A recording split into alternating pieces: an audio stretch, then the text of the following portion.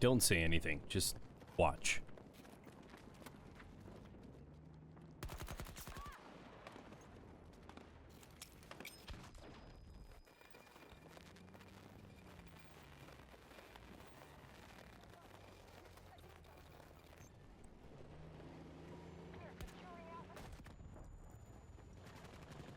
Yep, here it goes, guys.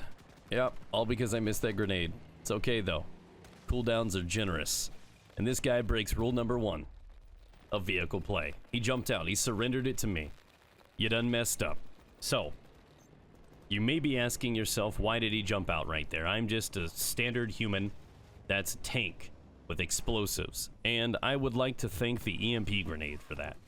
A lot of people are sleeping on this thing right now. I need y'all to wake up and understand that this thing is the most important grenade in the game.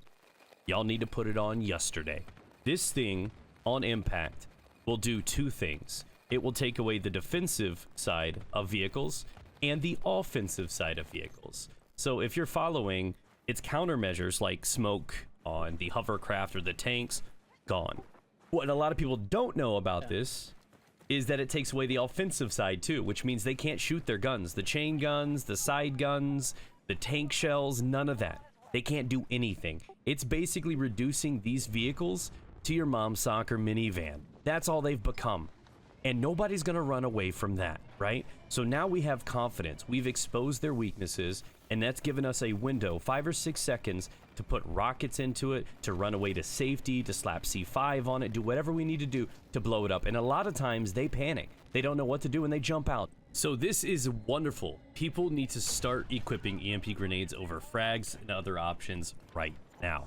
Now, I want to give you a few tips before we jump into how these things shape up, because they do impact specialist abilities. I tested this on like Irish's shields and even Pike's. Yes, Pike's scanner is disabled with this, so I want to share some of that information with you guys here in a minute. But the EMP grenades are amazing. You spawn in with 2 of those. Shut up, phone. You spawn in with 2 of those, and you really need to make them count. You want to make sure when you chuck those grenades, they land next to it. With practice and timing, you are going to be able to get really confident with these things and disable those guns. That is going to be huge to the survival of your squad and the circumstances on capturing the objective. Taking a piece of armor off the map is going to be huge. That's more important than the occasional frag kill grenade. That's why I love EMP grenades, and more people need to be using them. Going a step further, glory be to Sundance, because Sundance has 3 possible options and different grenades on their kit. And one that I am guilty of skipping all the time is the EMP. I didn't think it was going to be useful like a lot of other people, and I was so wrong. So it actually is like a stronger version of the EMP, and it doesn't just pop once. It will actually continuously pulse wave and EMP anything in the radius of this grenade.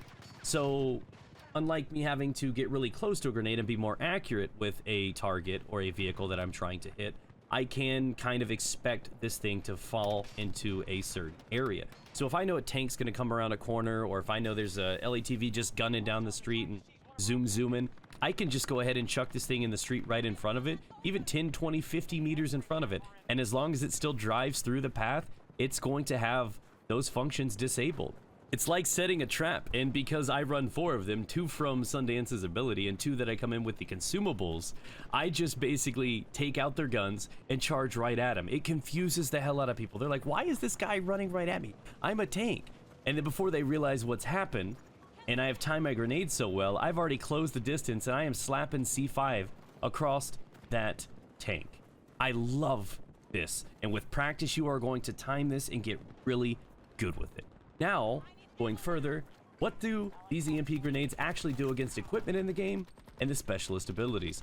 First up is Ranger. Now, it does in fact malfunction to an EMP grenade. It kind of does some robo-dog twerking things, sends off some dial-up noises, and you can either put it down or run away.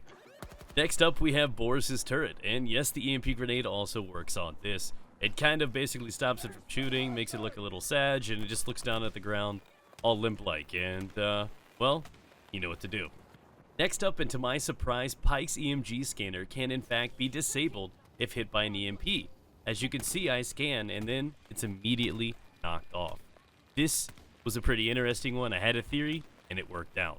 As for Angel's kit, we wanted to see if it did anything to his loadout crate, and no, it didn't. You could even use it while one of those is going off, and it doesn't do anything.